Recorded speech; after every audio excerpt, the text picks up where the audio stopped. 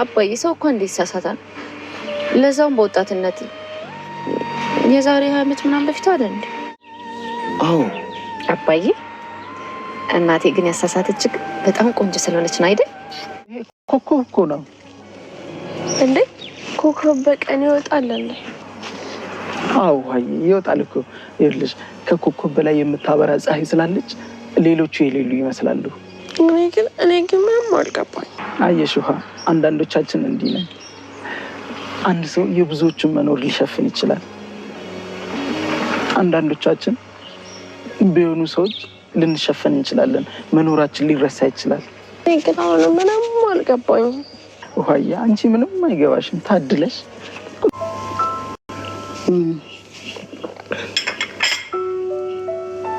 ኤፒ ምነው ድምጿ ጠፋ? የቱና ነው? ደስታው ጨርሶ አለቀቃትም ይሆናል እንዴ? ናታን ቀላል ነገር ማድረግ ነው እንዴ? ኤፒ እኮ ምንም ደረቅ ብትሆን በሁኔታዎች ተሰብራለች። በዛ ላይ እስካሁን ድረስ በፍጹም ማመን አልቻለች። ግን ደግሞ እንደ ድሮ አይደለችም። የሆነ በቃ ቶሎ ነው ሆዴ ባሳት። በጣም ጥሩ ለውጥ ላይ ነች ማለት ነው። አቢጌል እንግዲህ ተሻሽላለች ተለውጣለች ተብሎ ቢታሰብም አሁን ላይ ግን እንደምታሳየው ሪአክሽን እንደሚታየው አንዳንድ ነገሮች አንፃር ጭራሽ ዳጣጋ ምንም አይነት የተሻለ ነገር እንደሌለ ነው እያየን ያይለ ነው። አቢጌል እንግዲህ እንደምታወቀው አቶ ደረጀ ልጁን ለማስተማር የሄደበት ርቀት በጣም ከባድና ሩቅ መንገዶችን ነው የተጓዘው። ግን ቢጓዝም እንኳን ከሁኔታዎች አንፃር ከሚደረጉት ነገሮች አንፃር በጣም በከባዱ የሚያሳስብና የሚያስጨንቅ ነገር ነው ማለት ነው። ብዙ ነገሮችን አድርጓል አቶ ደረጀ እንግዲህ ልጁን ለማስተማር ብዙ መክፈል ያለበትን ሁሉ መስዋዕትነት አድርጓል፣ ከፍሏል፣ መክሯል፣ ገስጿል፣ አስመክሯል፣ ተቆጥቷል፣ ገርፏል። በቃ አንድ ኢትዮጵያዊ አባት ሊያደርገው የሚችለውን ሁሉ ነገር አድርጓል። ግን ጭራሽ አቢጌል እየባሰባት እንጂ በጭራሽ እንደውም ምንም እየተሻላት አይደለም። በመጨረሻም እንግዲህ የማይሆን ውሳኔ የማይሆን እርምጃ ወስዳ ወይም ደግሞ በአርጁ ምክንያት ችላ ያለችው ነገር ሌላ ነገርን ወልዶ እንግዲህ አርጁና ከነጓደኛው ግቢያቸው በመግባት እሷን እንግዲህ ተናንቀው ይዘዋት ነበረ። በዛም አጋጣሚ ያንን በማድረጋቸው እሷም እንግዲህ የራሷን ያለችውን እርምጃ ወስዲያ ነበረ መታው ነበር ማለት ነው። ሲመታ እንግዲህ ልጁ ወድቆ ነበር፣ ራሱን ስቶ ነበረ።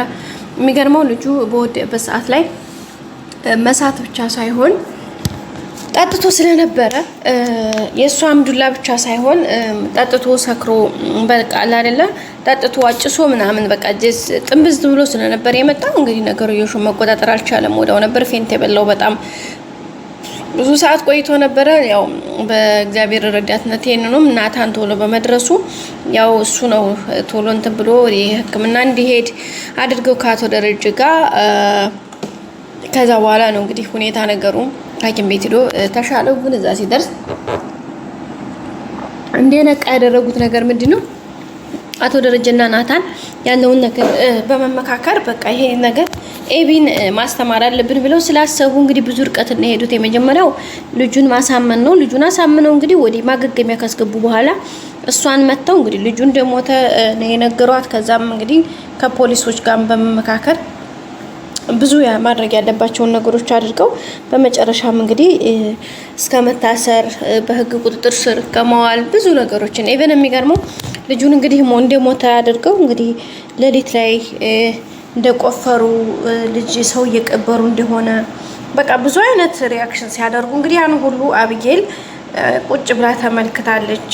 እናትየዋም እንግዲህ ወይዘሮ ማርታ ያው አቶ ደረጀ ይሄን ነገር ስላስረዳት ኦኬ ብላ አምና ልጅቱን ያስተምራታል ባለው መንገድ እንግዲህ ደረጀ እንዲያስተምራት ፈቅዳለት አብራ እንግዲህ ልጁም ሲቀበር እያየች ነበረ አቢጌል ማለት ነው።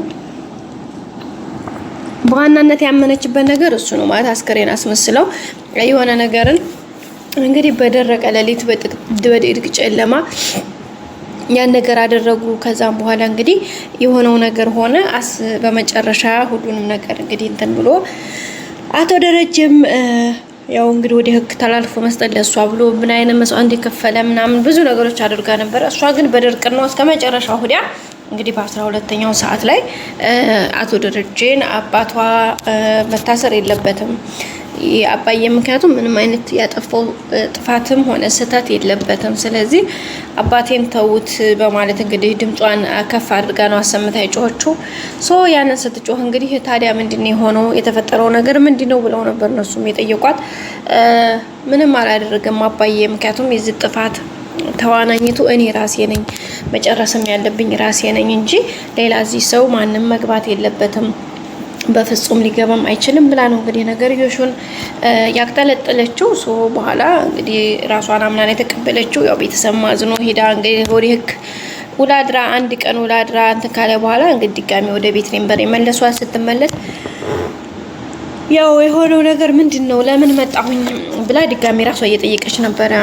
ከዛ እንግዲህ ያው አይ የመጣሽበት ምክንያት እዚህ ጋር አንድ ጊዜ እንድትወስጂ ነው እና እንግዲህ በዛ መካከል ላይ ምንድን ነበረ ያሰብሽው ጸጸተሽ ወይ ምናምን የሚል ነገር ጥያቄ እየጠየቋት ነበር።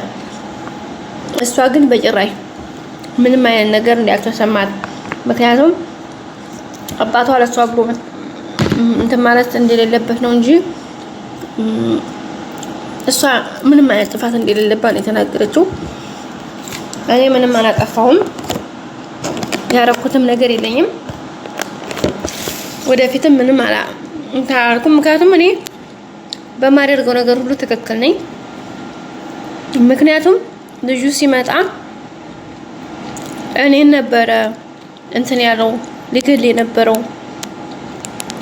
ስለዚህ ግን ራሴን መከላከል ስላለብኝ ራሴን ተከላከልኩ። ምክንያቱም ማንም ሰው የሚያደርገውን ነገር ያደረኩት፣ ግን ህጉ ልክ ስላላደለ እኔን መያዝ ፈለገ እንጂ ልጁ የመጣው እኔን ለመግደል ስለሆነ እኔ ደግሞ ላለመሞት ይሄን ነገር አደረኩኝ ብላ ነው እንግዲህ ያለችው። ልክ ናት፣ ግን ልክ አይደለችም። መከላከሏ ልክ ነው፣ ግን የልጁ መሞት ግን ልክ አይደለም። ስለዚህ ሰውን መግደል ወንጀል፣ ልጁ ወይም መሞት ስለሌለበት በህግ ተጠያቂ እንደሚያደርጋት ነው እንግዲህ እንትን ያለው። ግን እሷ አላመነችበትም። ግን አባቷ እንዳይታሰር ብቻ ነው ሄደችው። ከዛ በኋላ እንግዲህ ጃን ከሰጠ በኋላ ያው የሆነ ሆኖ በመጨረሻም እንግዲህ ነፃ እንደሆነ የተረጋግጣለች። ግን አሁን ላይ ደግሞ ድጋሜ እንደዚህ አይነት ውስጥ አልገባም ብላ ነበረ። ግን አቶ ደረጀን ዛሬ ለምንድን ነው እንደዛ ያረከው? ሁለተኛ ደግሞ ጥፋትስ ምንድን ነው? ይሄን ያክል ያጠፋሁት ጥፋት ምንድን ነው? አንድ በአንድ ነገር ነበር ያለችው። ዳጣን ለምን ታሰቃያለሽ? ሰላምን ለምን ታስጨንቂያታለሽ? ናታንስ ታላገባይ ብለሽ ታስቸግሪያለሽ ሲላት፣ እሺ ሌላውን ትቼዋለሁ፣ ኦኬ ጥፋቴ ነው ይቅርታ። ግን የዳጣ ጉዳይ ምንድን ነው? ዳጣ ማናት? አባቷን ሲሳይ አይደለም የተወለደችው፣ ድሬ ወዲያው አይደለም። ስለዚህ ዳጣ ማናት ብላ ጠየቀችው። አቶ ደረጀም እንግዲህ ዛሬም ግራ መጋባት ውስጥ ነው ያለው። ምን ሊላት ይሆን? ቀጣይ ክፍል እንገናኝ። ሰላም ቆዩ። ሰብስክራይብ፣ ላይክ፣ ሼር ማድረጋችሁ አይረሳ። እወዳችኋለሁ። ባይ ባይ።